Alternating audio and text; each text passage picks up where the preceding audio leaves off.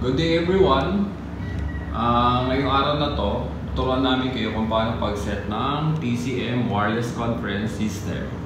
So, ito yung ating mga delegates indicated by TCM 1000 VD for delegates. And then, ito yung isa nating chairman or TCM 1000 BC. Ito naman yung main unit natin. Okay? Ngayon, turn on lang natin yung main unit. Yan. Welcome to Virtual Software System. So makikita nyo, wala pa tayong signal dito. Yan. Meron na siyang counter microphone since nakaset na siya initially.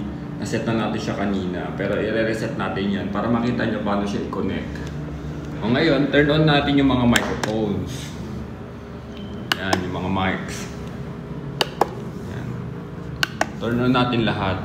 So, kailangan ito-turn on natin lahat ng ating mga microphone na ating i-prepare sa ating wireless conference main unit. So, ito yung main unit natin.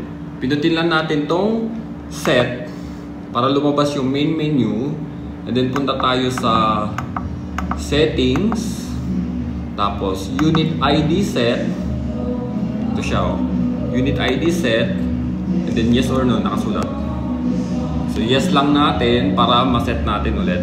Kasi in case na naka-pair na to before and then gusto natin magdagdag ng microphone, so isi-set lang natin ulit. So ito, same process lang din gagawin natin. Isi-set natin. So yes natin. Ayan. So setting start. Ayan. So makikita natin wala pa tayong unit number. So 00 pa siya lahat at wala pa tayong signal dito. So makikita din natin sa mga unit natin, since pinindot natin yung set ID, may makikita tayong ganyang symbol o notification sa kanya sa display. Pindutin lang natin yung talk button. Yan. So wala pa dyan. Pag pindutin natin yung talk button para ma-assign yung ID niya. So ID 001 na siya. And then yung itong pangalawa, ID 002. And then ID 003. And then ID 004.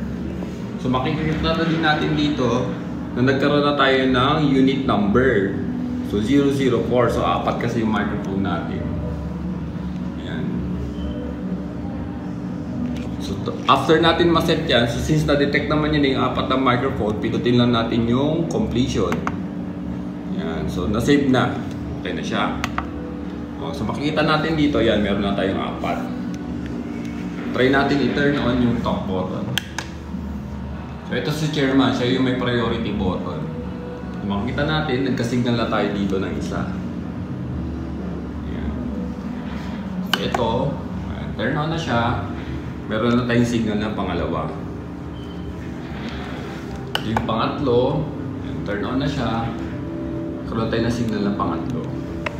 Yung turn on, number 4. Ayan. Nandito na, may signal na tayo na number 4.